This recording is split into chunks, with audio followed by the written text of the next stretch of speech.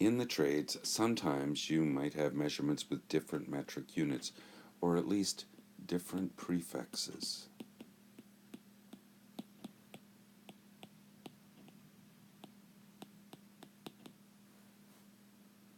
Now, to perform operations, first of all, you'd have to convert them to the same units. So, for example, say you wanted to add 1.75 meters plus 25 centimeters. Well, before you could do it, first of all, you'd have to convert one of these so that they're the same units. So we could convert 25 centimeters to 0.25 meters, and then we could add, and we would get 2 meters.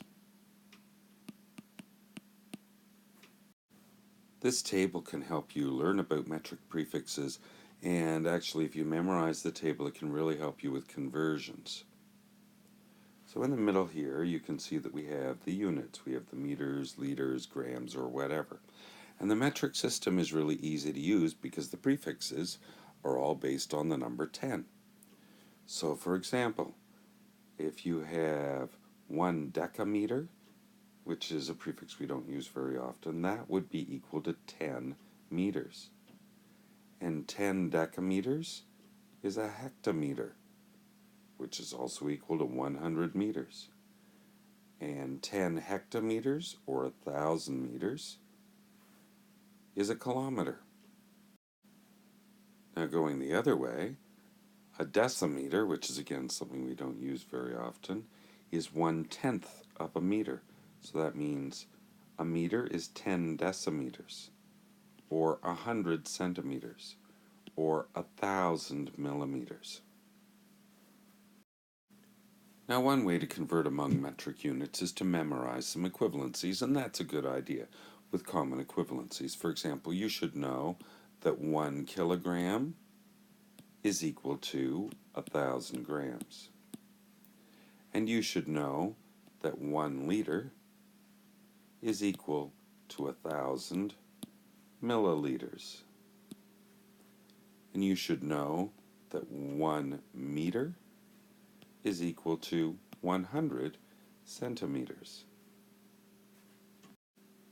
You should know that 1 centimeter is equal to 10 millimeters. Now, if you don't know or you can't remember some equivalencies, that's okay. You can use this table to help you make conversions, and that's why it's a good idea to memorize this table. So let's say we have 574 centimeters, and we want to convert that to millimeters, meters, kilometers, whatever. All right, so we start out by writing the amount on the table underneath the units in which it's given. So we had 574 centimeters. Now, if we want to know what that is in millimeters, well, that's one place to the right. So what we're going to do is move the decimal one place to the right. So the decimal is right here. 574. Move it one place to the right. 0. So 574 centimeters is the same as 5,740 millimeters.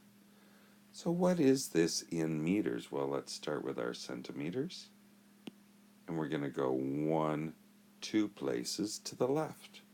So here we have 574. The decimal is at the end. And we're going to move it 2 places to the left. 1, 2. So 574 centimeters is the same as 5.74 meters. Easy, right? So now if we have 5.74 meters and we want to know what that is in kilometers, how do we find out? Well, let's go 1, 2, 3 places to the left. So we're going to move the decimal 1, 2, 3 places to the left. And the answer is going to be 0.005 5,774 kilometers. So 574 centimeters is the same as 5,740 milliliters, which is the same as 5.74 meters, which is the same as 0.00574 kilometers. And we know that because we just moved the decimal the same number of places we moved on the table.